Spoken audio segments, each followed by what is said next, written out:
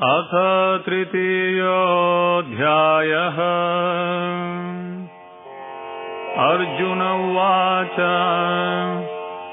ध्यायसि चेत् कर्मणस्ते मता बुद्धिर्जनार्दन तत्किं कर्मणि घोरे मां नियोजयसि केशव। व्यामिश्रेणेव वाक्येन बुद्धिं मोहयसीव मे तदेकं पदनिश्चित्य येन श्रेयोऽहमाप्नुयाम्। श्रीभगवानुवाच लोकेऽस्मिन् द्विविधा निष्ठा पुरा प्रोक्ता मया नघ ज्ञानयोगेन साङ्ख्यानां कर्मयोगेन योगिनाम्। Asking for the blessings of the Supreme Lord to understand this supreme knowledge, Sri Bhagavad Gita. Om Ajnanatirmirandasya Jnanandhanashalakaya Chakshurmittam Yena Tasmai Shri Gurave Namaha. Shri Chaitanya Manobishtam Sthapitam Yena Bhutale Swayam Rupa Kada Mahim Dadati Swapadantikam Vande Ham Shri Guru Shri Yuddha Padakamalam Shri Guru Vaishnavamscha Shri Rupam Sagra Jatam Sahagana Raghunadanvitam Tam Sajivam Sadvaitam Savadutam Parijana Sahitam Shri Krishna Chaitanya Devam Shri Radha Krishna Padan Sahagana Lalita Shri Vishakamitamscha. He Krishna Karuna Sindhu Dinabandhu Jagatpate Gopesha Gopika Kanta Radha Kanta Namostute Tapta Kanchana Gaurangi Radhe Vrindavaneshwari Vrishabhano Sute Devi Pranamami Hari Priye Vancha Kalpatarubhyascha Krupa Sindhubhya cha Patitanam Pavanebhyo Vaishnavebhyo Namo Namaha. Jai Shri Krishna Chaitanya Prabhu Nityananda Shri Advaita Gadadhara Shivasadi Gaura Bhakta Vrinda. Hare Krishna Krishna Krishna Hare Hare Hare Rama Rama Rama Hare Hare.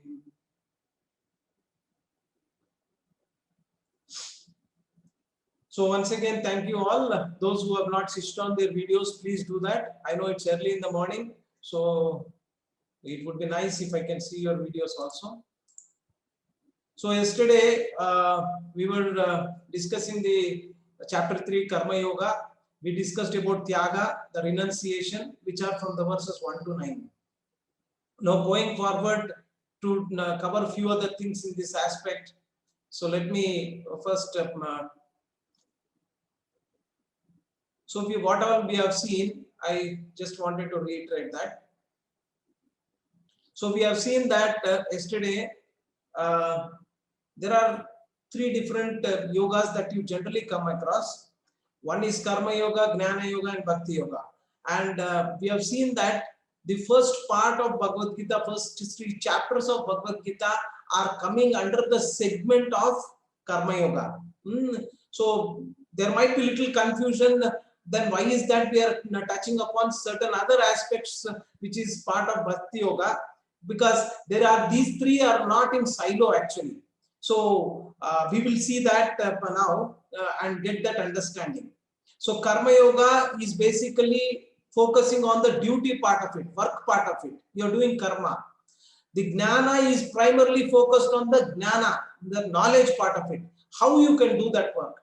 And why you are doing that big picture, if you are having, that is called Bhakti Yoga.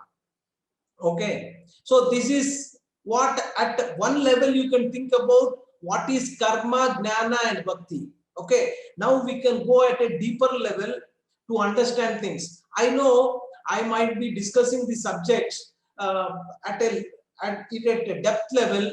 Some people may prefer to have a superficial understanding about the Bhagavad Gita. But in my opinion, getting the superficial understanding would be like any other course you have done. So what good it is if I give you, or if we try to discuss certain surface level things with few stories here and there, then it doesn't really transform your consciousness, neither it builds your interest to go dig deeper into Bhagavad Gita. That is the reason I am taking the risk of putting across certain philosophical points which may not be totally be understood, but you will have the interest, enthusiasm to go and read Bhagavad Gita and understand at a greater depth. So that's my intention. Hope you understand that I am differing from the general 18-day Bhagavad Gita, the way they do it. At a high level, they cover it and then they say that we have completed Bhagavad Gita. So I know I'm taking that risk, but I definitely feel that you are intellectually capable of getting this kind of a knowledge rather than at a surface level. Okay, so Vedas provide solutions to the problems of life. We have seen that how we could work. Kama is basically desire, and it also means that related to karma. So attached way of doing work is basically karma. And detached disengagement is called jnana, because you knew that now I'm not this material body, I'm spirit soul, so why do I really get engaged? But you had that knowledge, but you have not used it in the right perspective and you have given up working. That is not what Krishna has recommended in Bhagavad Gita. So there is a hybrid model, which is what we need to take. You need to be detached from the results of the work and get engaged in the work. So this is the model that Krishna is trying to tell you. And if you understand this particular thing, you will start understanding Bhagavad Gita. If you do not understand this, there will be a lot of confusion. Actually, what is Karma Yoga? What is Bhakti Yoga? What is Jnana Yoga? This confusion would be there. I'll take it to the next level. So real detachment comes with a higher attachment. So just getting detached is no good. So when you get attached to higher, what is that higher? That is where Bhakti Yoga will tell you that why part of it. We have seen it in the previous slide. Why part is what is discussed or emphasized in the Bhakti Yoga. With that, the love, the devotion is what is the why. And we have seen this the table. What is Bhakti Yoga? It is not getting attached to the results, etc. Okay, and this is another sloka. Before I go there, let me probably take this also. Yagnarthat karmanonyatra lokoyam karma bandhanaha tadartam karma kaunteya mukta sangha samachara. What he is saying here is that work done as a sacrifice for Vishnu has to be performed. Otherwise, work causes bondage into this material world. Therefore, O son of Kunti, perform your prescribed duties for his satisfaction. In that way, you will always remain free from bondage. So what is emphasized here is that you need to have that why part very clear. Why are you doing the work? And when you do the work, in what way you have to do that work? You have to have that knowledge to do that work, at the same time keeping the why in mind. Why am I doing it? You are doing it for the satisfaction of the Supreme Lord. You are doing it, here it says that perform your prescribed duties for his satisfaction. His means Krishna's satisfaction, Supreme Lord's satisfaction. What is the advantage of doing that? You will be getting out of this material entanglement, the bondage that you have. You will be coming out of this bondage. What kind of bondage? We can see that. See, the bondage that we are talking about. Suppose I am leaving this body. I became old, or for whatever reason, I left this body. We know that there are three bodies that we have. What are the three bodies? Can somebody put it on chat? What are the three bodies we have?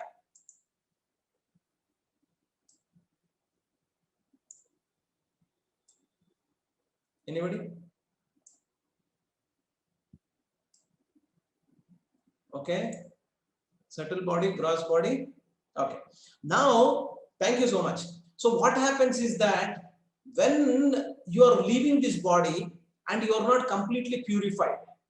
So what happens is that your gross body will be left here, but along with you, your subtle body will take and transmigrate into another body based on your past karma, what kind of a body, and based on your past karma and desire, you will be taking a body, and that body could in which your subtle body will also come. That is, mind, intelligence, and false ego will also be there in that your next body, which has got a gross body, and this mind, intelligence, and false ego, which is there, will also come along with the soul, which is actually you are, right? Now, what is this always remain free from bondage or getting away from this material entanglement is basically because when you are so purified that when you leave your body, you leave your material body as well as your subtle body, and now you will be eligible to go back to Goloka. Understand this point. If you understand this point, you are able to get the essence of Bhagavad Gita in a nice way. So this is the kind of an advanced thing that we are talking about, but I definitely feel that each and every person is eligible to get this knowledge and they can understand. Once again, what happens is that when you are generally leaving your body, when it is not purified, you are not leaving your subtle body, and gross body is always left. Subtle body is not left. So you take the subtle body, and this subtle body which is there, mind, intelligence, and falsehood, just because it is not purified, you are not getting the eligibility to go back to Goloka, which is where you can associate with Krishna and in Golokdham. Now, when this, how you can purify this mind, intelligence, and false ego is what is where Bhagavad Gita is dealt at a depth level, where Krishna is going to speak the entire knowledge. Okay, that's the understanding. Now let us define what is Bhakti Yoga before we go into the depth of the rest of the chapters. So Buddhi Yoga is Karma Yoga with a strong platform of Jnana Yoga with a mindset of Bhakti Yoga. That means you are doing your work. You are having full knowledge about that work you are doing. And you also know why you are doing, what is the big picture. That is what is Buddhi Yoga. So what happens is that, so this is the definition of Bhakti Yoga. How many of you have read the first 10 slokas and purports in Bhagavad Gita in the 3rd chapter? How many of you have done? At least couple of slokas did anybody read? Okay. Yeah, Aditya Prabhu has done. Who else? Puja Mataji has done. Who else? None of you? So I request you, unless and until you go and read Bhagavad Gita after this class is over, this knowledge, whatever you are going to get, will just evaporate in no time. So it is of no use for you. I folded hands, I request all of you to go and read Bhagavad Gita, at least a couple of slokas. Not many, at least we are doing 3rd chapter. Why just half an hour can't we spend to understand what is there in Bhagavad Gita in the first few slokas? That way you will get the essence. Now, so where are we? Buddhi Yoga is basically the, when you read the purports of this 3rd chapter, first few slokas, you will see that in a confusing way sometimes it is it is also, Buddhi Yoga is also called Nishkama Karma Yoga, and it is also called Bhakti Yoga. So there is little bit of confusion, but overall Buddhi Yoga and Bhakti Yoga actually in one sense they are the same, but again there is a minor difference. But for now we'll go with this definition what we have just told. Buddhi Yoga, can somebody reiterate at their own without unmuting, what is Buddhi Yoga? Just at your own level. Just think, what did we just discuss? What is Buddhi Yoga? Buddhi Yoga is Karma Yoga on a strong platform. That means you have good understanding of, but you have the knowledge about that work that you are doing, and at the same time you have the why in the very, so your mindset is that Bhakti Yoga. That means the love and devotion. So that is what we are talking about. Okay. Any doubt so far with this? Because until this platform is set, you cannot really get into the greater details. Is this clear? Yes or no? Anybody? Yes, okay. Yeah, thank you. So now let us talk little bit more in here. Yesterday we talked about this. So Nishkama Karma Yoga or Buddhi Yoga is one and the same. That's what we are saying. And to the large extent, it is also Bhakti Yoga, because Bhakti Yoga has got all the components of karma, jnana in it. So that way Bhakti Yoga is more or less very equivalent to Buddhi Yoga, but not exactly. So we'll discuss that at later level. Now, what does this Nishkama Karma Yoga contain? It contains three components. First is that work with knowledge. Okay, work with knowledge, work as a duty, and be detached from the fruits of action. So what does this Nishkama Karma Yoga contain? Or in one way, Nishkama Karma Yoga or Karma Yoga is one and the same. Okay, Sakama Karma is different. Sakama Karma is basically you have some desire, and to fulfill that desire, you are doing the work. But you may not be getting connected to Krishna. It is just called Sakama Karma. When you say Sakama Karma Yoga, that means you are now doing it with little understanding about the Supreme Lord, and little bit you are also contributing for His satisfaction. That is called Sakama Karma Yoga. But if you just say Sakama Karma, you are just doing it for your satisfaction. As per the prescribed in the Shastras. It also is one level ahead of your Karma Kanda. Okay. So I hope I made that clear. Now, what does this Nishkama Karma Yoga contain? It contains basically work with knowledge, work as a duty, and be detached from the fruits of your actions. That means are results of your work. So when you put this in place, this is called Nishkama Karma Yoga. Okay. Now, how does this get transformed into Bhakti Yoga?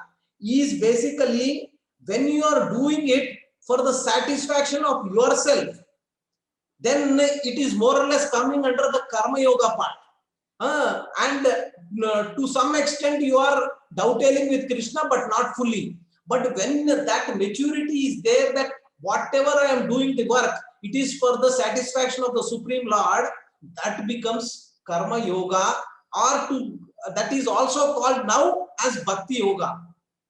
I know somebody is catching his head, he is not really understandable or it's not digesting, but the point is this, that you need to understand why you are doing that work. If you are doing it for Krishna's satisfaction and also not giving up the work and continuing to do the work with detachment or not getting attached to the result, when you are doing it for the satisfaction of the Supreme Lord, it becomes Bhakti Yoga. If not, you are more in the Karma Yoga level, but you slowly will move into Bhakti Yoga. So that's the understanding you should keep.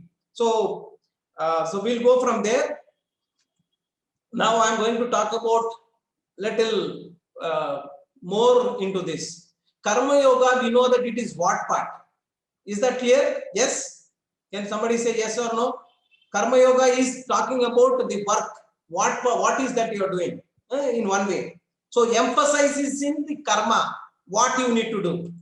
The second one is Gnana Yoga, is how you are doing it. That is what it is. And basically the Bhakti Yoga is the steering. Why? So Karma Yoga is compared with the body of your car. It also contains the wheels, it contains the all that metal part which is covering the body of the car, etc., etc. Now, if you have to run that particular car, will wheels and car body is sufficient?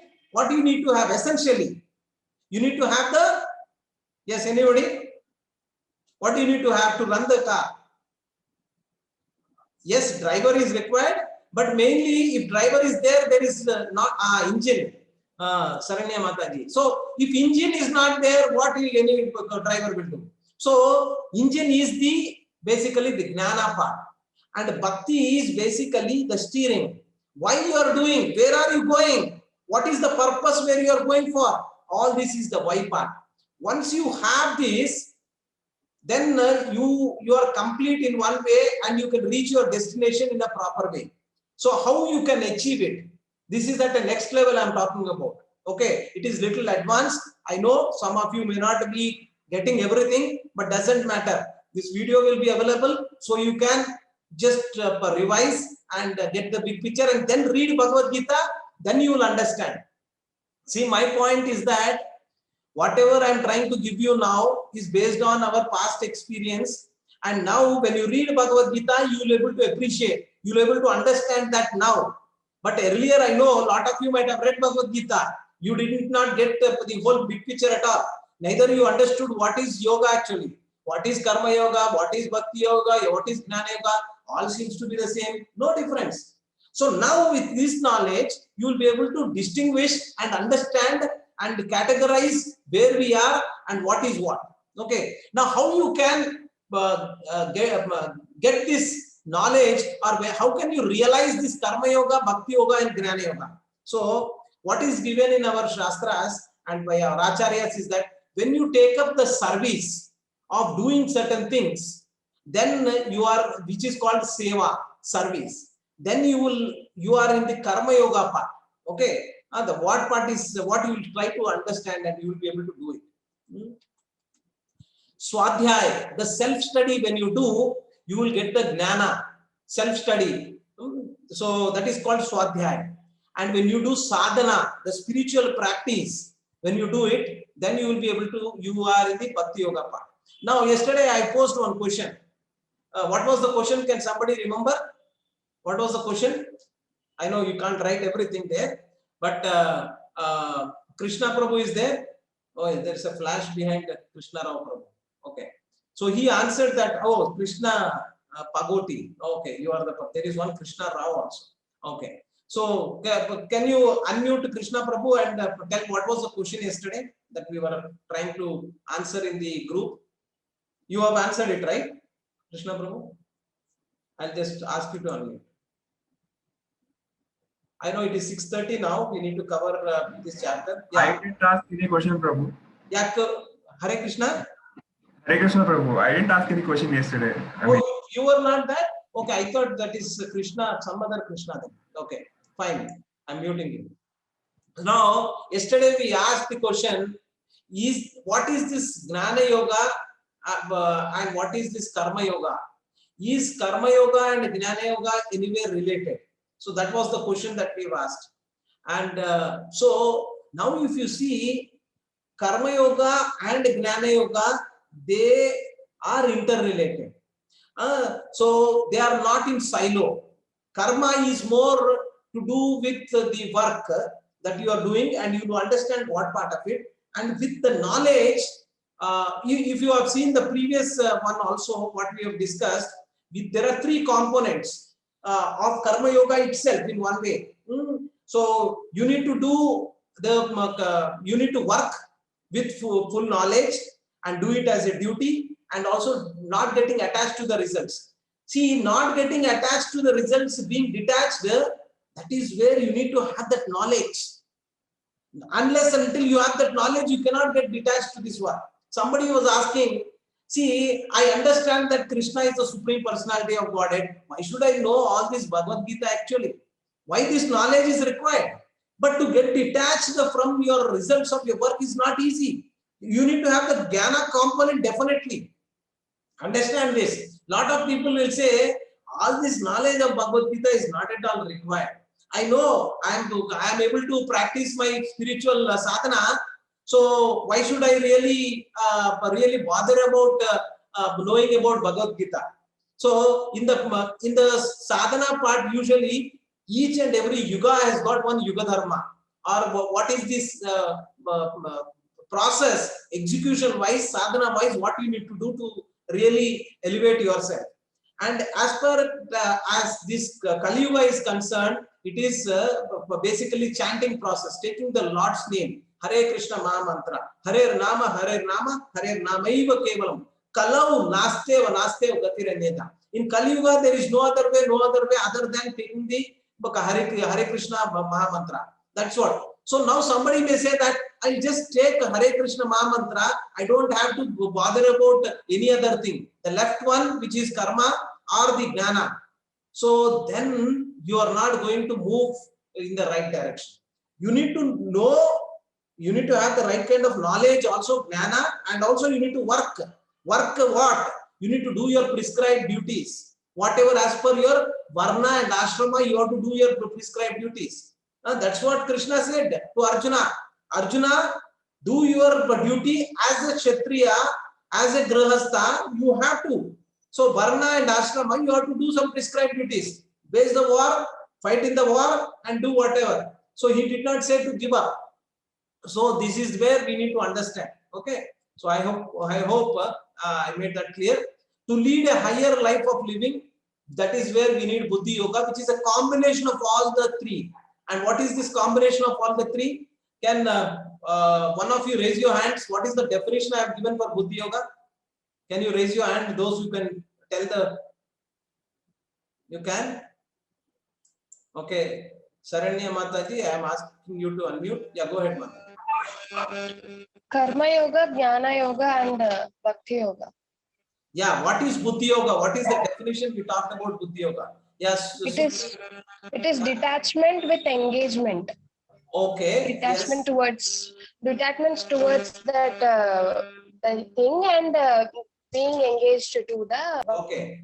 Thank you, Mataji. So basically, it should be like E is equal to MC square, formula wise, right? You cannot. So I would like you to. Once you start understanding it this way, right, you can appreciate. Okay. So Sharanya Mataji, you are not there. Okay. Ask to unmute Puja Mataji. Hare Krishna Prabhuji. So Buddhi Yoga is Karma Yoga on strong platform of Jnana Yoga. And Bhakti Yoga. And with the mindset of Bhakti Yoga. Bhakti Yoga. So keep that in mind while you are. Saranya Mataji, can you repeat that now? Is that possible for you? Or you just left? Okay. So that is what it is. And you can lower your hand, Puja Mataji. Thank you. So keep that in mind. And let's go ahead with the rungs on the yoga ladder. The next one. The rungs of the yoga ladder: to work without a selfish motivation, whatsoever is undoubtedly an advanced stage of spiritual realization. So Krishna describes the yoga ladder. So we discussed that yesterday to some extent. So on the lower level, an individual is solely interested in materialistic enjoyment and has no spiritual inclination at all. He is doing whatever based on his own understanding and with no reference to any shastra or anything. So that is at the lowest level, animalistic level we are working. One stage higher is karma kanda, where one still desires the material enjoyment, that how now tries to achieve it with via religious observances. So you wanted to enjoy and you want to satisfy your senses also. You do it based on religious observances. It could be whatever we discussed about marriage, etc. Again, it is based on the religious observances. So there are people who get married with a higher purpose also.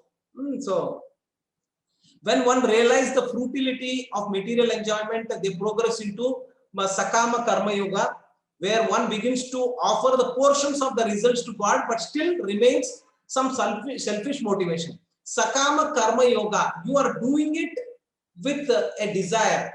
So there is a tinge of selfishness still there with you.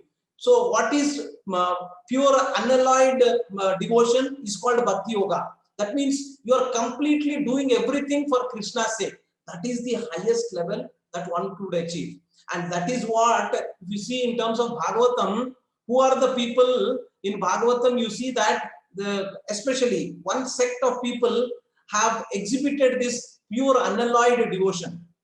Who are they? One sect of people, not individuals. Who are they? Gopis. Okay. Ashok Kashi Prabhu. Thank you very much, Prabhu. So basically, the gopis have exhibited this pure unalloyed devotion that they do not. I'll tell you one small story. So once Krishna wanted to really highlight their pure devotees, So what happened is that Krishna said to Narada, Narada, I am having severe headache, so much headache that it can be relieved only when I get dust from the feet of my devotees and apply it here.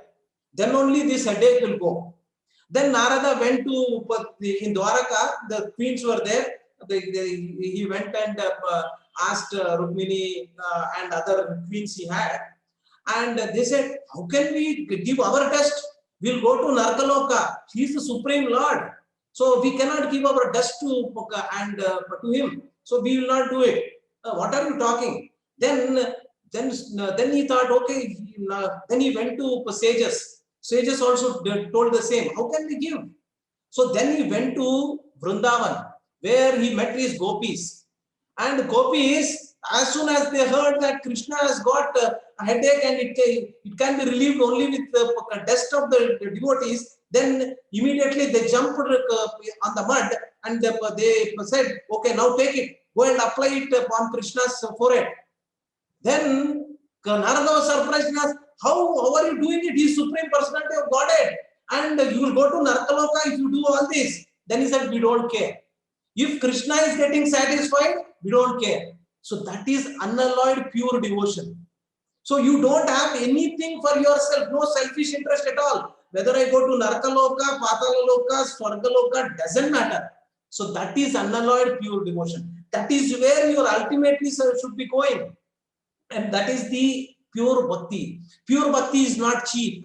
It is not where you will get this commodity anywhere. And Krishna also says that these kind of devotees are they are very rare. That's what he is going to talk about in future chapters. Okay. So the next stage is Nishkama Karma Yoga. One accepts whatever necessity is required to maintain himself and offers everything else to God. So this is Nishkama Karma Yoga. Still, you are not in Bhakti Yoga. Can somebody tell me why you are not still in Bhakti Yoga, though you are doing Nishkama Karma Yoga? You still have that little bit of selfishness still.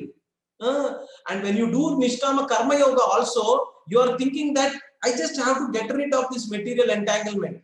And that why part is not very strong in the sense, is this giving my going out of this material world? What will I go and do there? I should be serving the Supreme Lord. If you have that big picture, that means you are in Bhakti Yoga. Just if you think that this material body and this material world is Dukhalayam, Ashashvatam, lot of miseries are there, Janma, Mrityu, Jara, Vyadhi, and so many miseries. What are the three miseries? The Adi Bhautika, Adi Daivika, Adi Atmika, so many kleshas are there. So I just have to get rid. That if you are doing it, it's good, but it is at one level. But if you wanted to attain the Goloka, you just have to purify more, and that purification is what you require when you do it for Krishna's sake. Okay, those who progress to the level of spiritual break free from all karmic inflation and become peaceful and liberated. So that is what. Okay, so next thing that is mentioned in this sloka, Annad bhavati bhutani parjanyat anna sambhavaha Yagnad bhavati parjanyo yagna karma samudbhavaha.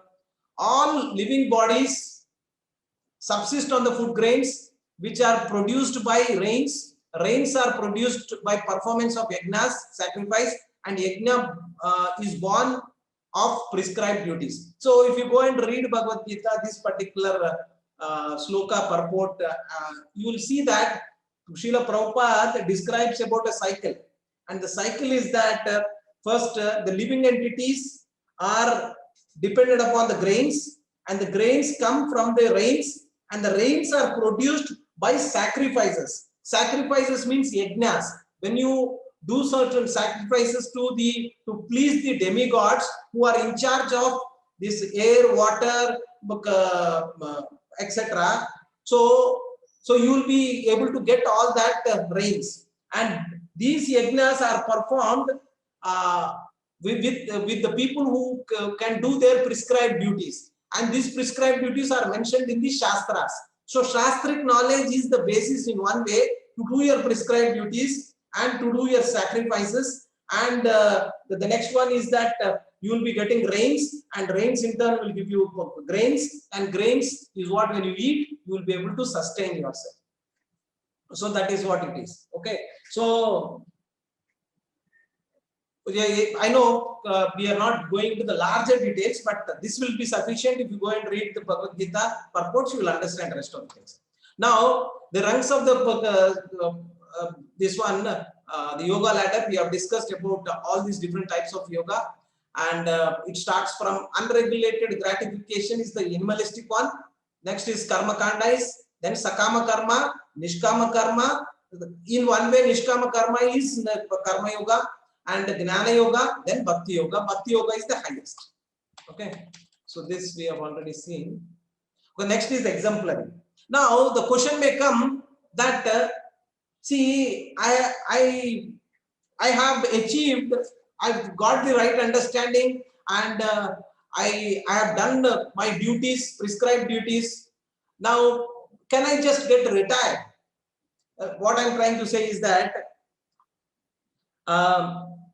I am not at all interested in anything because I am completely detached from the work.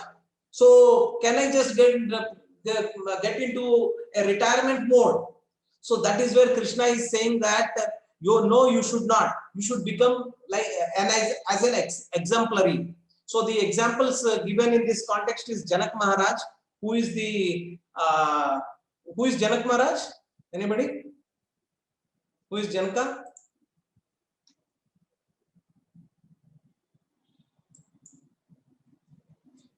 Yeah, so he is the father of Sita Mata. So you need to be exemplary, and you should do your beautiful work. You should set an example. I will tell you, as I told you yesterday, I gave you an example of Amrish Prabhu.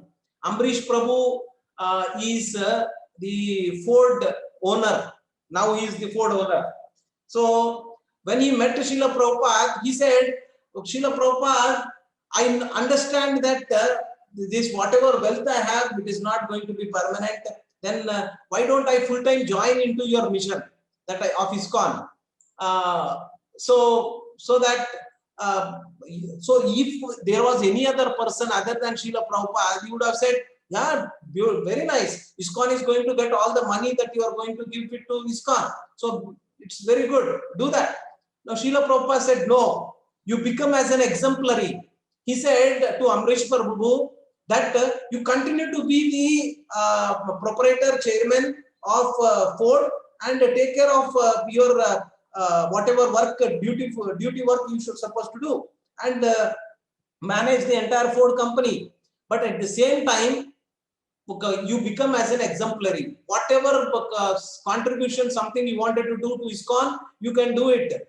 But that way, if you see Ford, the Amrish Prabhu has contributed 50% of the donation for constructing a Vedic planetarium in Mayapur, a biggest planetarium in the world. Vedic planetarium, if you go and see now, it is partially completed.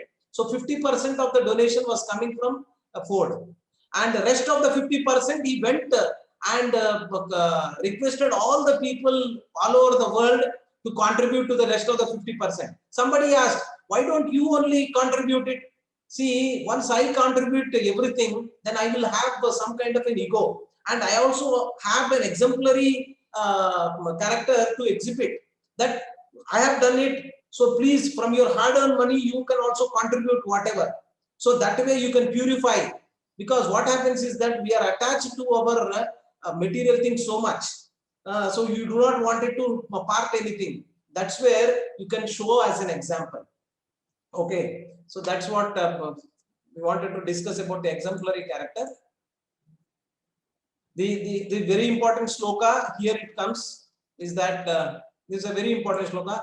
Yad yad achariti shreshtas tathat evarno janah sayat par pramanam kurute lokasthat anuvartate. Yat yat achariti shreshtas tathat evero janah sayat pramanam kurute lokasthat anuvartate. So what it is mentioned here is that whatever action a great man performs, common man follow. And whatever standard he sets by exemplary acts, all the world pursues them. So if you see here, one example is given about Janaka Maharaj, which he has exhibited the exemplary behavior so that anybody can see and imbibe that and pursue it. There is another person who has exhibited that. Can somebody tell me who is that other person? There are so many people who have done it. I'm just saying whatever it comes to your mind. The other person is Krishna. Krishna doesn't need to go to a Gurukula. He went to Sandipa Muni's ashrama to learn. He is a supreme lord, he knows everything, but he did it. At the same time, he has done, if you see in the Kurukshetra war also, he has exhibited the, or he has done the duties of all the 4 varnas. So what are the 4 varnas? Brahmana, Kshatriya, Vaishya and Shudra. Right? If you see in the life of Krishna, he has really justified all the 4 varnas which are there. So how he has done it for as a Brahmana? He has given the knowledge of Bhagavad Gita, which is basically what the Brahmanas do, give the knowledge. Second, Brahmana Kshatriya. So as a Kshatriya, he has killed the miscreants like Kamsa and so many other Putana and so many other Rakshasas, and established and became a prince of Dwaraka. So he has as Kshatriya, he has ruled Dwaraka, right? And third, as a Vaishya, he has from his childhood he was doing Goraksha, Krushi, Goraksha and Vanijyam. So that means he has also done what is supposed to be done as an exemplary for those people who are in the Vaishya category, Shudra category. How can you say that Krishna has exhibited the qualities for the Shudra category? Can somebody tell me how? Because people say that Shudra category is the lowest category. Chi, I am not a Shudra. Now we are saying that Krishna has exhibited Shudra category also. How is that? Chandana Mataji? So what do you think? So this is the risk when you have the video on. I keep asking you questions. Okay, so how he has exhibited the Shudra quality is basically in the battlefield of Kurukshetra, he was a charioteer, a car driver, chariot driver. That means it is he has exhibited the working class kind of a thing also. So that's the beauty about Krishna. He is an exemplary. So a lot of misconceptions are there about what Krishna is, but that is what he is an exemplary for us. So the next sloka, Prakrite kriyamanani gunai karmani sarvashaha ahankara vimudatma kartaham iti manyate. The spirit soul, bewildered by the influence of false ego, thinks himself the doer of activities that are actually carried out by the 3 modes of material nature. So now Krishna is going to take you to a next level, which will also be used in the next chapter also. So he says that whatever you are doing, you are not doing you are doing it because of the influence of modes of nature. And what are these modes of nature? Can somebody remember or tell me what are these 3 modes of nature? Anybody? No? Okay, Sattva, Raja and Tamo gunas. So these are the 3 modes of nature. And if you see in the background of this particular sloka, you see that there are 3 gunas. And this the person is tied up with the threads and he is being controlled by these 3 gunas. And these 3 gunas is basically controlled by Yogamaya.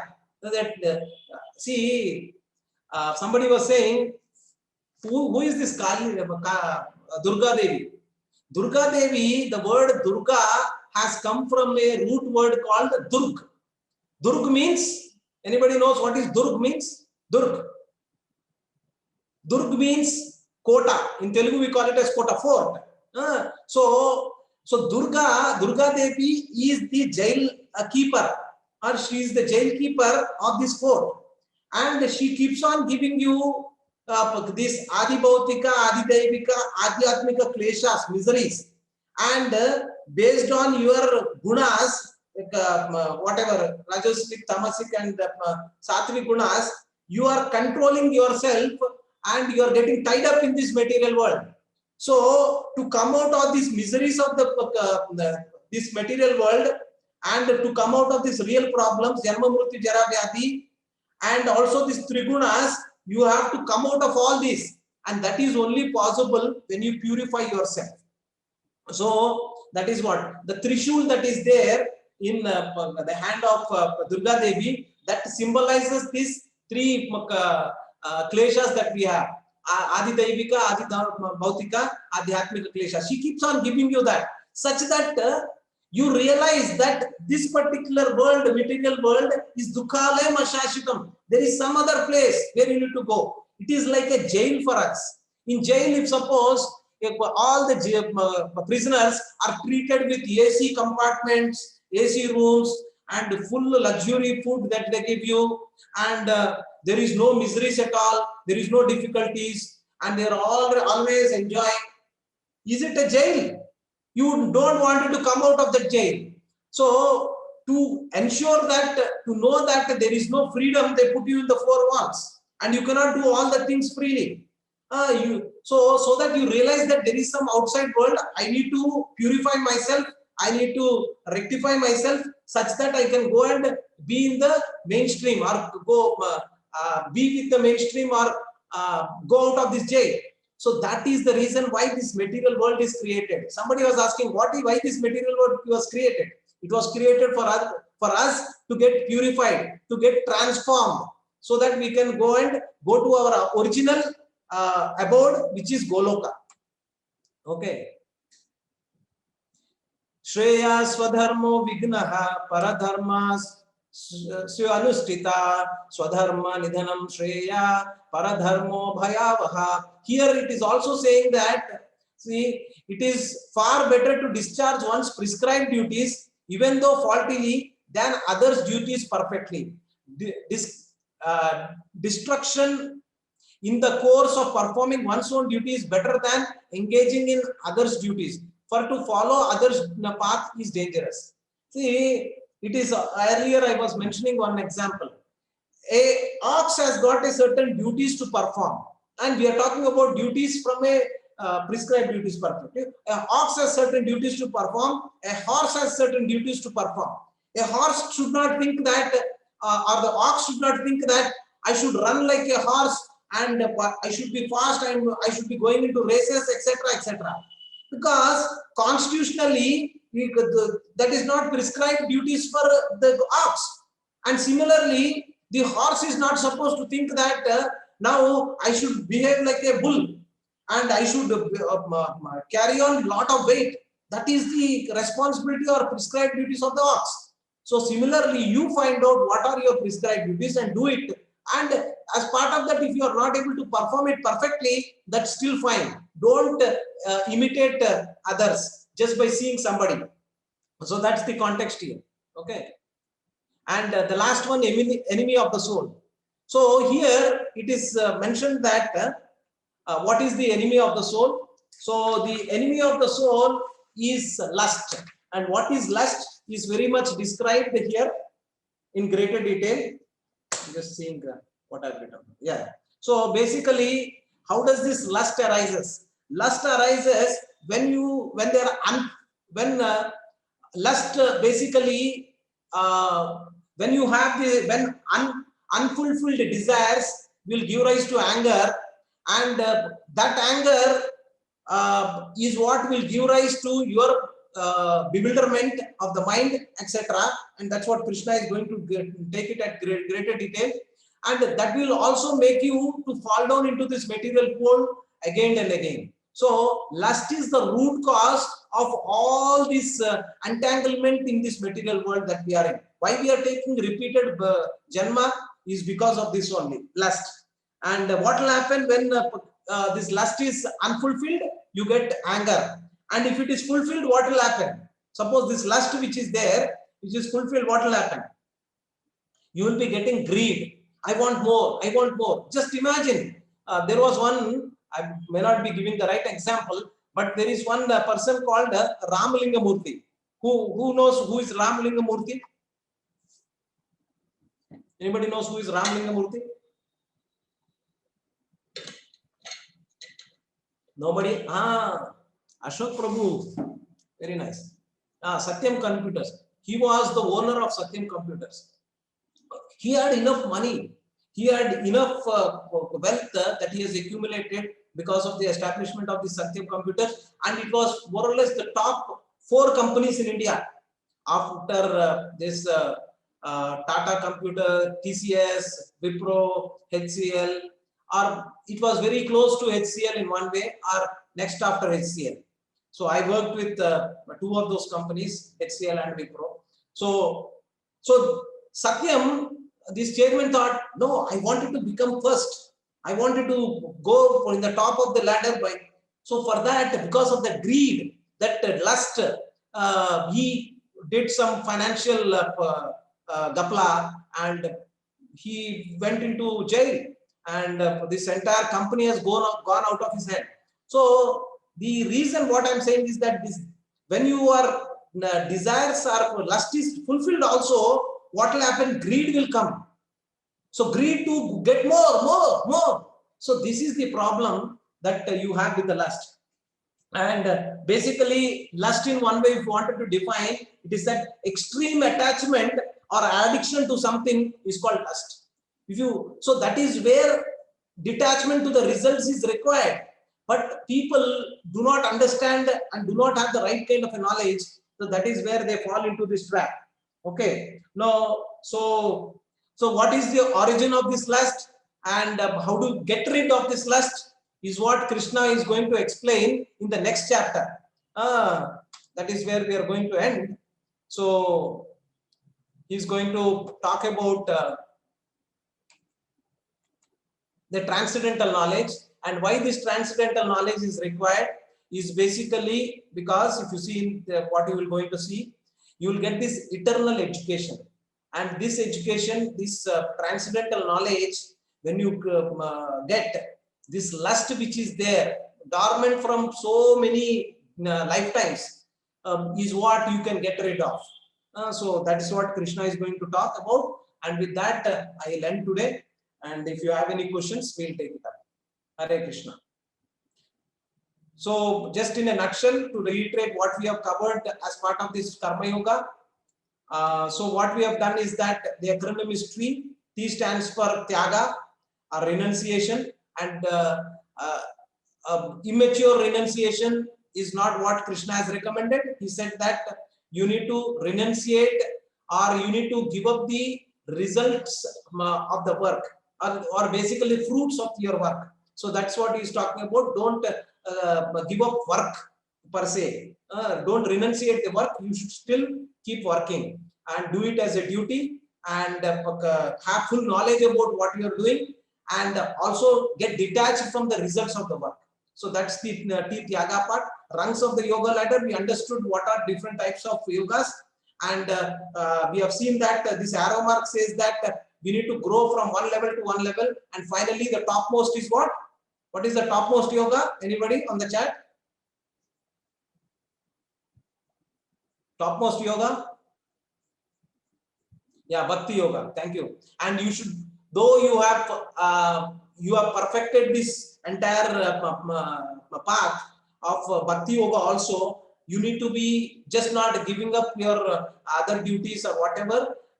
You need to become as an exemplary. You need to showcase, because yad yad achariti shrestha. So that means those who are as role models, and these role models are what others see and get to imbibe or pursue, but what the exemplary person is doing. So become an exemplary person. That's what Krishna is saying.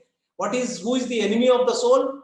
Because you wanted to do all this, but who is stopping you? That is what is stopping you is that lust. And in the next chapter, Krishna takes you how you can get rid of this lust. And the transcendental knowledge, when you will get rid of this lust. That is what we have discussed so far. Now I will open up for questions if you have any. Hare Krishna. So you can unmute one by one, Prabhu. Raghunath Puridas Prabhu, yeah, take it one by one. Rajesh Prabhu, you can get started. And Raghunath Puri Prabhu, be ready with the questions that are previously there, as well as what is coming on the chat. Both we need to cover. Go ahead, Rajesh Prabhu. Hare Krishna Prabhuji. Dandavat Pranam, Hare Krishna. Sir, actually my question is like in the today's world, whatsoever we do, and that includes not just ourselves, that will be like affecting everybody which is nearby you. So I'll just put an example of the family, or don't put a family, like the near buddies. So whatever you do in your life, or not in entire life, whatever you do in your daily routine, and if you want to make someone laugh, and people take you in like he will always make someone laugh. They will not take your points as anytime serious. Like if you want to be serious, sometimes they will still take the things into the like. They got some preconceived notions about you. Yeah, this person is like this. Yeah. So question, They will, what's the whatever you do, they will take as your characteristics by that way. They will not take like it is the he can do like this only. They will keep it like that. Okay. Okay. And So, they will sometimes they will make fun of you, and it will be not in a like they want to degrade your values, or they want to like demotivate you. But ultimately over the period of time, if the same thing gets continued, you inside automatically you continue, you keep you keep getting the things like people think like this only about you. So how can okay, get Prabhu, rid of that? I think I got your question to some extent. Okay, you need to be precise what exactly. So, see, Prabhuji, we have to live for ourselves. We need to be selfish to some extent, that what is your swadharma. So, identify what is your swadharma, and accordingly you need to act. Don't live for others. These are all wrong conceptions. First of all, you need to find out that what is your dharma, and your dharma is what you need to do. What is your prescribed duties? Be focused on that, na. So suppose you are in some profession, whether you are some profession, maybe you are a software engineer or you are a student. So you are supposed to be focused on your prescribed duties. As a student, what are you supposed to do? As a grahastha, suppose I am a grahastha, what am I supposed to do? So be focused on that. Once you are not focused on your prescribed duties, all these distractions will come. What the other person is thinking about me, what is this other, always people are misunderstood. Doesn't matter. First do your prescribed duties. Arjuna also had the same confusion. He was thinking about so many things about others. Krishna said, forget about others. First do your prescribed duties. So this is what we also should know and do. Okay, Prabhu, Rajesh Prabhu, is that clear? Okay, Prabhu. Thank you, Prabhu. Yeah, next person. Hare Krishna Prabhu, we'll take one from chat, Prabhuji. Yeah. Ashok Kasha Prabhu, he is asking, is there bhakti element in Buddhi Yoga? Yes, because you see that the definition we have given for Buddhi Yoga is it's Karma Yoga. Mute. You're mute. You're mute. Okay. So basically, Buddhi Yoga is Karma Yoga on a strong platform of Jnana Yoga with a mindset of Bhakti Yoga. So in Buddhi Yoga, it's there. So if you read purports of Srila Prabhupada, he says that Buddhi Yoga or Krishna consciousness is one and the same. So basically, that's what it is. You know the big picture. Why am I doing this work? And why am I gaining this knowledge? It is because of a bigger picture, and with love and devotion to the Supreme Lord, when you are doing it, then it becomes Bhakti. And basically in Buddhi Yoga, Bhakti Yoga is also part of that equation. Just remember that equation. I'll send it in the group so that slide will be available, so you can contemplate on that. Yes. Yeah, Anand God Prabhu, you can ask your question. Please unmute yourself. Guruji, what do you mean by lust and towards the addiction of life? So you are asking what is lust? Yes. Yes, So Prabhu. lust is basically, in simple words, lust is extreme attachment. Okay. See this example we have taken about Ramaling Raju. Yes. Ramaling Raju had extreme attachment to become top in the and for that, see, basically lust is basically you have a deep attachment and you wanted to achieve that by hook or crook. More, okay. Whether I do it in the right way, wrong way, doesn't matter. I just have to do it. And for what? So this is what is happening with a lot of people. Na? Lust, they have some desire to sense gratify with opposite sex. And they are going on the roads and catching hold of anybody and doing all the abominable kind of activity. It's lust. So that deep attachment where you wanted to do basically with wrong means you wanted to achieve, that is what it is. Yeah. Thank you. Thank you, Prabhuji. Correct. Yeah, anyway, go ahead. Yeah. Prabhu. Yeah. So Prabhuji, so we'll take from chat. Puja Mataji is saying that I'm requesting Prabhuji. If people eat non-veg, so animal birth is sure in the next life. Oh, the question is if I eat non-vegetarian food. Yes. See, somebody was asking me a similar kind of question. They were asking, is it not mentioned meat eating in our Shastras? Because we see that a lot of people, I know in this group also, we go and give bali. We sacrifice a goat or something, and then we kind of go and do party, or you get together and do those things. We did it in our, I also did it when I was, because my family background was that. So is it not, so the question was that, is it not something which was mentioned in the Shastra? Yes, it is mentioned in the Shastra that one can kill animals, but again, because you are not able to control your tongue, they gave you an option to do it. But they did not say that you should do it because you are not able to control your tongue. And instead of whimsically doing it, do it in a religious way. What is that religious way? So as per the Shastra, what they say is that if you have a desire that you wanted to eat meat, so what you need to do is that not any other animal, but animals like goat or small animals, you can take, and you yourself should go to a Kali Mata temple on Amavasya day, and in the midnight, you have to kill with your own hands and tell one mantra. And what is that mantra? Basically, the mantra says Mamsaha. Mamsaha means you kill me next. That's what Mamsaha means. Now, because I am not able to control my tongue, I am killing you. In next life, I will take the birth of as an animal and you kill me. That's called Mamsaha. And in the ears of that particular animal, you tell that, and then you do that activity and you cook yourself and eat. So this is how it is mentioned, and people have misinterpreted that, and they are calling now as halal, this and that, and we call it as Devi Puja, and we kind of sacrifice and eat. So as per the Shastra also it is said, whatever mantra I am saying, I am not able to control my senses, my tongue, so I will take next birth as an animal and you kill me. So that is what is there. And the Mahapatakam is when you kill a cow, and that is what left and right it is happening in the Western countries. Like people are killing cow. Cow is Go Mata, and they are saying, and I asked one farmer, he was saying that this particular cow has become barren in the sense that it's not no more giving milk. So I'm just sending it to a Katalkhana, slaughterhouse. What's wrong with that?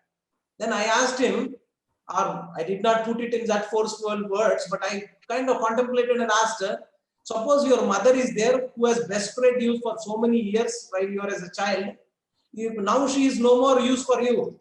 Will you just send her to any Katalkhana to finish up her? That's what you are doing to a cow. Cow is your mother. You drank her milk, and now you are doing that. So yes, Mataji, you will pay for your whatever you are doing, and you will come back as an animal when you kill some animal. As per the Shastra, this is what it is. You have to pay for your price. Yeah. Yeah. Hare Krishna Prabhu. Saranya Mataji, you can unmute and Hare Krishna Prabhuji. Prabhuji, so according to Ashtanga Yoga, I'm a practitioner of yoga. So according to Ashtanga Yoga, what my Guruji told was Raja Yoga was the highest form of yoga in order to attain our higher consciousness. But in our session, you have been telling that Bhakti Yoga was the highest. I mean, I know that these were the different forms to attain higher consciousness, but which one is the best way to attain the higher consciousness, Prabhuji? Oh, Mataji, I am also a yoga practitioner. I done my MSc from Annamalai University in yoga. So I also practice yoga.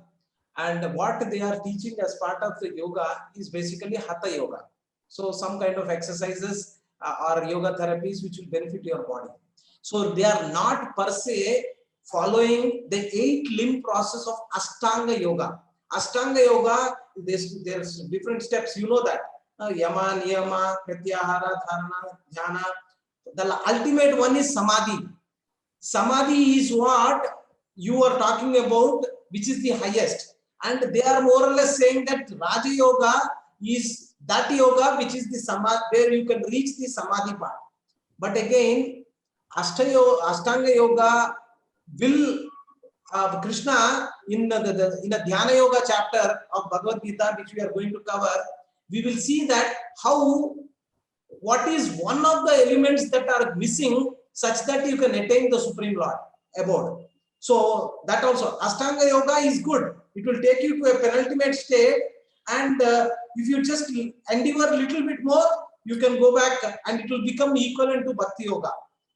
But again, the process what recommended or what is mentioned in Dhyana Yoga by Krishna, the Ashtanga Yoga process, where you have to sit and do dhyana and meditate on the Paramatma. Again, this process is not so feasible in this yuga. Every yuga has got a yuga dharma. This was prescribed or the yuga dharma of Satya Yuga, not for Kali Yuga. Kali Yuga, we do not have that kind of environment, first of all. So this Raja Yoga, what is mentioned in Patanjali Yoga Sutras, and the meditation process, which is what is recommended, is not practical. And why go so far? Arjuna himself in Bhagavad Gita rejected it. He said, it is not possible for me. I can control the wind which is coming. I cannot control this mind. It is so difficult. This process, what you are talking about, sitting like this and controlling the mind, it's not possible. 5,000 years back, Arjuna told, just starting of Kali Yuga. Now we are 5,000 years after the Dwapar Yuga, and it is so difficult. So we need to have the right kind of process. Yes, Hatha Yoga is good to keep your body fit, but to ultimate spiritual realization, we have to go with what is the Yuga Dharma, which is the taking the holy name Hare Krishna, Krishna Krishna, Hare Rama, Rama Rama, Hare Hare. So basically, mantra, Manaha Trayate iti mantraha. So what is the definition of mantra? That which will deliver your mind. Your mind is what is the culprit. So how can I deliver that mind and get the spiritual enlightenment and get that kind of a purify my consciousness? That is what is there as part of mantra meditation. We will do that sometime tomorrow or day after. We will talk about mantra meditation, the Yuga Dharma of this Yuga, Kali Yuga, and how much you need to do Hatha Yoga. That also you should know that it is part of the Shastra. So you should keep your body fit. So do some yogic exercises like in Corona period. Your lungs capacity, oxygen capacity is low. So you have to increase. So you can do some Tadasana, and you can do some other asanas which are recommended so that your lung capacity can increase, the oxygen intake can increase. Yeah, you can do some Kapalabhatis, etc. Hope I answered that, Mataji. Is Yeah. that okay? Yeah, Prabhuji, next Can I question just is, wait for Mataji to respond? yeah, Mataji, okay. Yeah, don't unmute her if at all. Okay, if Mataji you are okay, then it's fine. If not, go ahead. Yeah, Mataji, you have any follow-up question on that?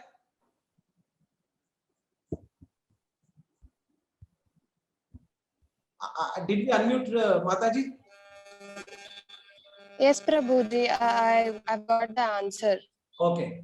Thank you, Mataji. Nice question, Mataji. Yeah. Raghunath Puri Prabhu, go ahead. Yeah, Prabhuji. So there's a question from Jyoti Mataji. To what extent we have free will in our lives, or everything is predestined because of our prarabdha? Okay. How much is pre-designed? That's what you're saying? Yeah, Mataji has requested. Okay. Everything is So, sorry, I couldn't focus on the question, but I understood what it is. So basically what you are saying is that how much is prarabdha, how much is based on my karma, right?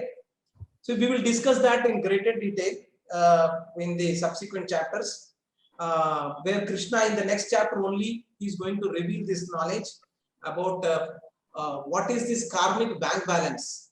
Because if you have come now in whatever way, whosoever parents you have taken and whatever buddhi, whatever comforts you have or whatever discomforts you have, is basically because you have done something. So because of this, you come here. Obviously, if you do certain things, you will have the future dependent upon that. So there is a relationship between what you do now, what we did past, also determines your future. So that is anyway there. So now there is a way that you can get rid of this prarabdha karma. Krishna says that how you can remove this prarabdha karma, and he talks in the next chapter or the subsequent chapters called akarma. When you do akarma, you can remove this prarabdha karma. So please wait for a couple of more classes, Mataji. We will discuss that in more greater detail with a nice pictorial representation. I am going to present that to you so that you can understand that prarabdha karma and what is akarma and how I can get rid of my prarabdha karma so that I can go back to Goloka. So that we can see. Yes, Prabhu. Yeah, Prabhuji. So there's a question from Srivali and Sindhu Mataji. Hare Krishna, Prabhuji. Is karma is karma kanda and karma yoga same? Karma kanda and karma yoga. So, oh, good question. Both of the sisters are asking. So thank you for asking that. I will love to answer kids. Such a nice question. Karma kanda is basically your duty, doing your duties as per religious injunctions. As I told you, karma kanda, one karma kanda is that you wanted to eat meat and you wanted to do it in a religious way. So you follow the religious scriptures and then go do bali. You know that in Telugu we call it as giving bali. I don't know in Hindi what you call it as sacrifice. You kind of do that and then, but here in karma kanda stage, you are not really knowing that there is something called Supreme Lord, and neither you are bothered about it. You are just doing it as a person who is following religion. And in this religion, you do not have any supreme person, Krishna in your life. You might have got some demigods there. Demigods like Kali Mata is there when you wanted to do animal sacrifice, and you have some desires where you wanted to have kids, and you pray to Katyayani, Parvati Devi, something like that. Okay, something is barking in the background. Maybe you want to compete with me. Yeah, Mataji. Prabhuji, sorry. Yes, Sharanya, you can unmute her. Yeah. Prabhuji, you told that Arjuna was being that explanation which you got. I have doubt in that. Yeah. According to Vivekananda, in a book of Vivekananda, Mataji, your voice is breaking. Your network has a problem. Prabhuji, 1 minute. Yeah. Prabhuji, sorry. So doing meditation will be giving greater effect than doing puja for 1 hour. There was a statement something like that. So I had that doubt again. I tell you what, can you mute Mataji? There is a disturbance coming from the background. Okay, thank you. See, I have, as I told you in the past, I have gone to each and every place.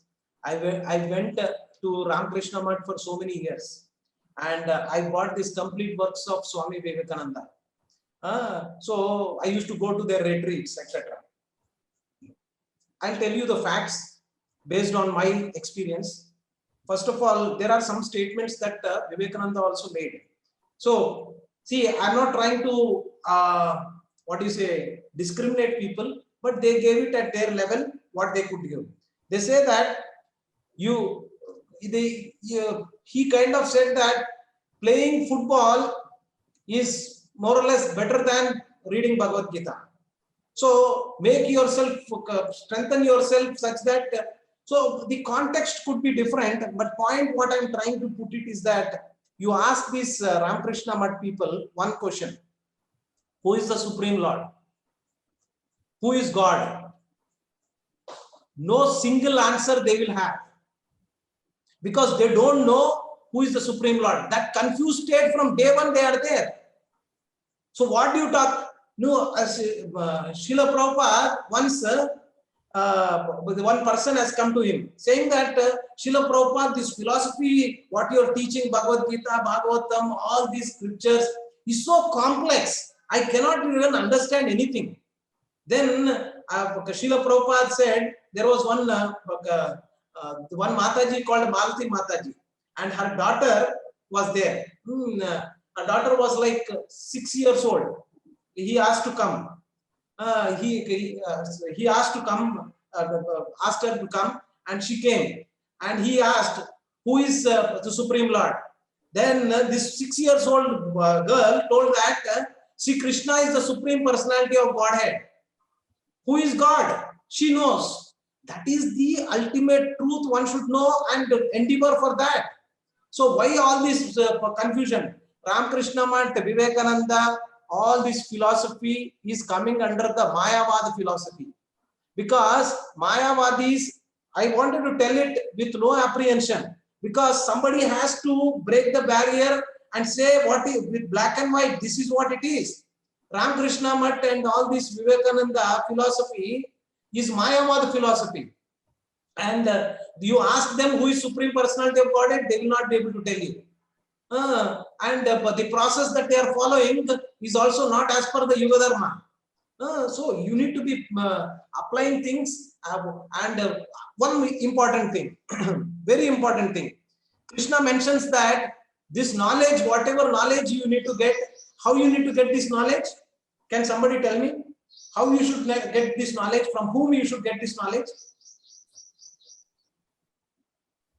Yeah, anybody? From Guru. What kind of a Guru? Certified Gurus. Okay, what do you mean by certified? Bonafide. What do you mean by bonafide? Parampara. Finally you got there. Krishna Prabhuji Prabhuji. So this is how you need to ask questions. Ask these people fundamental questions. Atato Brahma Jignasa. Have that Jignasa to ask, as I asked you right now. Parampara. Ask Ramakrishna Paramahamsa or Vivekananda, for that matter. Are they coming from the Parampara? Do they have any disciplic succession?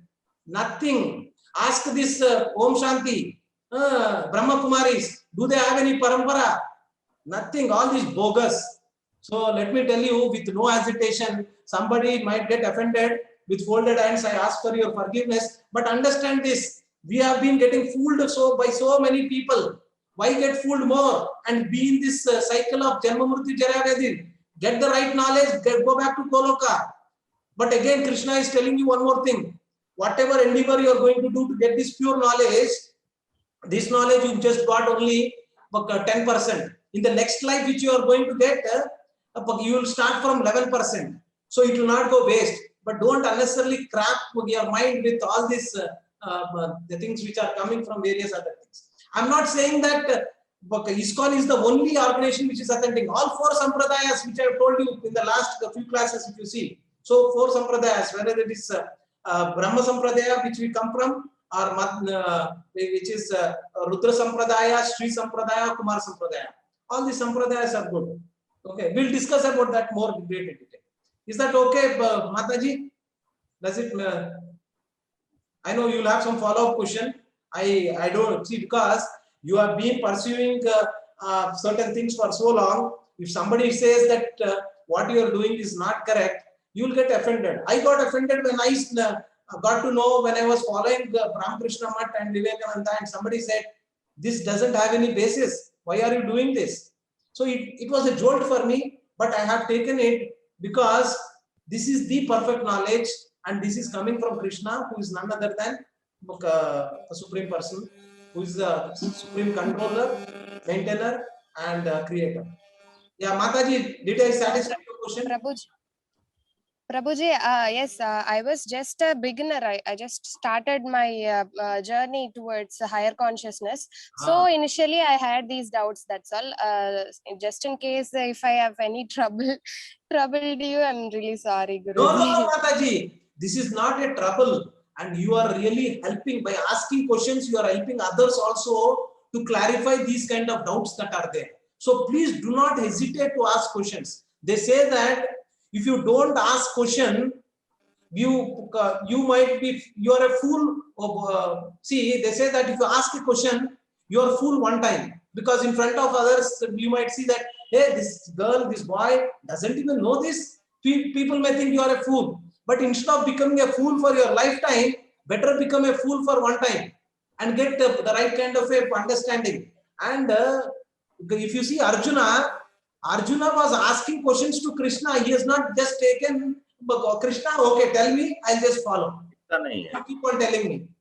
He is asked question. Now he is going to ask. Sometimes he was asking very seemingly idiotic question, what was already addressed. But again, it has a deeper understanding for him to realize. So that we need to take. Thank you, Mataji. Yeah, Kushbu Soni Mataji. Hare Krishna, Prabhuji. Hare Krishna. Prabhuji, okay, go ahead. Yeah. Prabhuji, Nishkama Karma Yoga means doing your karma and whatever benefits we get, we just keep it, a few of them with us, and offer everything to Lord. And what about the Bhakti Yoga and Buddhi Yoga? Bhakti Yoga is the part and parcel of Buddhi Yoga, or these both are different, Prabhuji? I'm just confused between these two. For now, since we are in the initial stages, your first understanding of Nishkama Karma is perfect. What you said is correct. And some percentage you are still having the tinge of selfishness. And that selfishness could be that I wanted to go back to Goloka because this material world is all suffering here. Or for whatever reason. But when, see, in Bhagavatam, you have lot of devotees. You have Uddhava, you have so many other elevated devotees. The highest one is Bhakti Yoga, which is what exhibited by the gopis. So unalloyed pure devotion. They do not have any other, whatever work they are doing, they do it for the sake of Krishna. But we are not at that level, na? So we are not at that level where we can do everything for Krishna's sake. So we can get started with Nishkama Karma, and Nishkama Karma is basically you are doing it for the satisfaction of the Supreme Lord, but not to that level where you can qualify it as Bhakti Yoga. If you are doing 100%, it is like 20% you are doing it for Krishna's sake, and the rest you are doing it for your sake. Your sake in the sense, you do not have that component of bhakti which is pure 100%. And slowly when you start doing Nishkama Karma, your doubting will increase. Now you are 20%, you will become 30% being in Nishkama Karma only. Slowly Nishkama Karma will give rise to become 100% where you can dovetail everything to Krishna. Okay, so Nishkama Karma is the right kind of a platform or Buddhi Yoga and Nishkama Karma is one and the same. There is not much of a difference at all. Okay, so but at the same time, understanding that you are doing it for Krishna's sake is what you need to understand, and you can dovetail it towards Krishna, then 100% if you are able to do it, that is pure unalloyed devotion. Okay, now the last question you have, you said that whether Bhakti Yoga and Buddhi Yoga are one and the same. At this point of time, you can take it as Bhakti Yoga and Buddhi Yoga are one and the same. So we will discuss at more detail. There might be a difference, but doesn't matter. For us, Buddhi Yoga and Bhakti Yoga are more or less the same. Okay, Mataji? Okay, thank you, Prabhuji. Yeah. Thank you. Hare Krishna Prabhuji. So there's a question in chat from Vamsi Krishna Prabhu. Guruji, what were the difficulties you have faced while reading and understanding Bhagavad Gita? Okay. Yeah. How is it my difficulties is what I try to put it as part of the presentation which I am doing. It is basically some realizations that I have because initially when I was reading Bhagavad Gita, I couldn't really make distinction between what is Karma Yoga, what is Jnana Yoga, what is Nishkama Karma, what is Bhakti Yoga, what is Buddhi Yoga, lot of confusion. So hardly any distinction that I could make between any of these two. While reading purports also to some extent. And that is the reason why I try to focus in this particular presentations to bring that clarity. And but I would say that is the first thing and foremost thing. And one other difficulty I had is that I didn't have a higher purpose in my life. While reading Bhagavad Gita, how you can cultivate that higher purpose is what you could be one of the intentions that could be solidified. And that was some difficulties that I faced. I could go on, but to start with, these are some of the things. And I have not yet perfected. I am still very ignorant in so many aspects. And I don't even know Bhagavad Gita to the extent that we should know. I am still a learner student. Yes. Yeah, Prabhuji, there is one question from Pawan Kumar Vangadi Prabhu. Prabhuji, if some people are doing bad karma in Kali Yuga, what kind of punishment will Supreme Lord give? Oh, not Lord. There is a karma is a law. So as you sow, so you reap. So if you have done certain things, you have to reap that. So sometimes people say that why bad things happen to good people, because your past is there and for which you are able to see that this is effect is coming. So don't think that there is no influence of your past. But again, as I told you, you can get rid of this past karmas and all that whatever is coming from the previous janmas through a process what we just now told. They are doing akarma. We'll talk about that at later point of time. What is that? Last question, Prabhuji, from the chat, from Chandana. I hope he's okay. So, Prabhuji, how do I know that my Swadharma is in alignment with the large goal of connecting with the Supreme Power, Supreme Lord? See, Swadharma is basically doing your prescribed duties based on your Varna and Ashrama. So if you are able to do your prescribed duties as per your Varna and Ashrama, you know what is Varna. So what is Varna? Anybody can tell?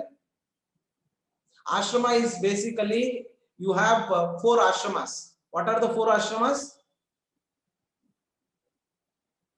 4 ashramas: Brahmacharya, Grahastha, Vanaprastha, Sannyasa. These are different ashramas. And what are Varnas? Varnas are basically Brahmana, Kshatriya, Vaishya, Shudra.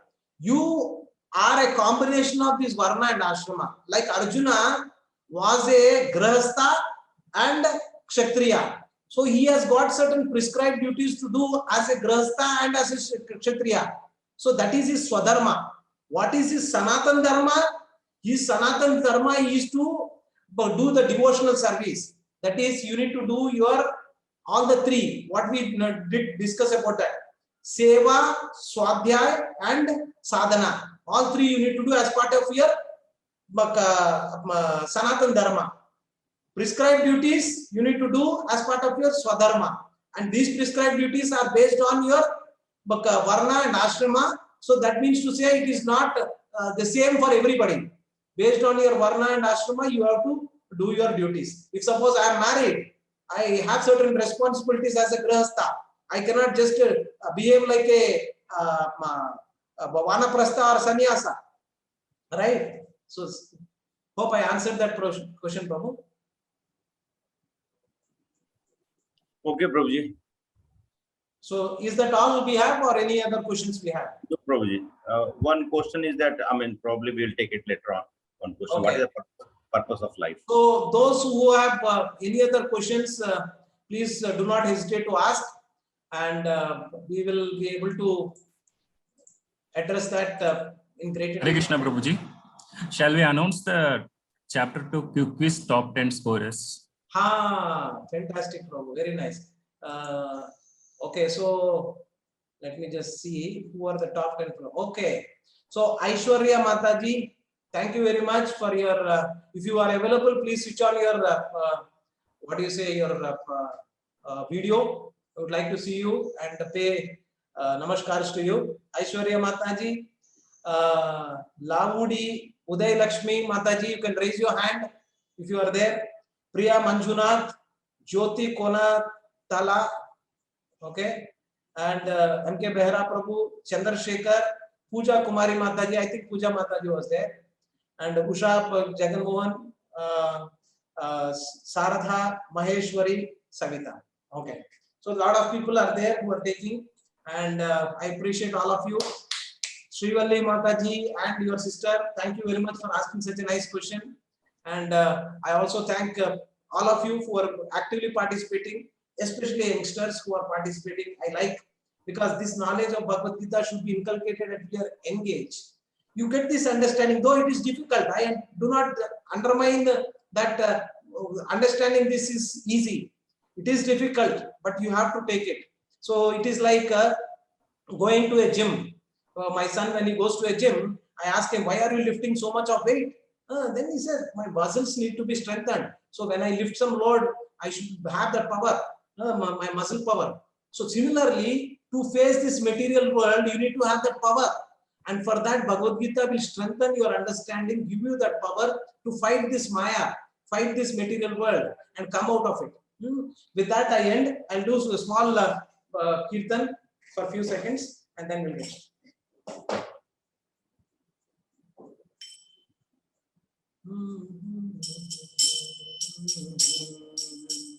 Hare Krishna, Krishna Krishna, Hare Hare, Hare Rama, Rama Rama, Hare Hare. Hare Krishna, Krishna Krishna, Hare Hare, Hare Rama, Rama Rama, Hare Hare, Hare Krishna, Krishna Krishna, Hare Hare, Hare Rama, Rama Rama, Hare Hare, Hare Krishna, Krishna Krishna, Hare Hare, Hare Rama, Rama Rama, Hare Hare. Thank you, Prabhujis, Matajis, for joining today. And be safe. And tomorrow we'll see in the same time, 6 a.m. And please do your quizzes and do your swadhyay, which is what you need to do the study, and ask any questions if you have any on the group or in whatever fashion. Hare Krishna. Dandavat. Srila Prabhupada ki jai. Srila Prabhupada ki jai.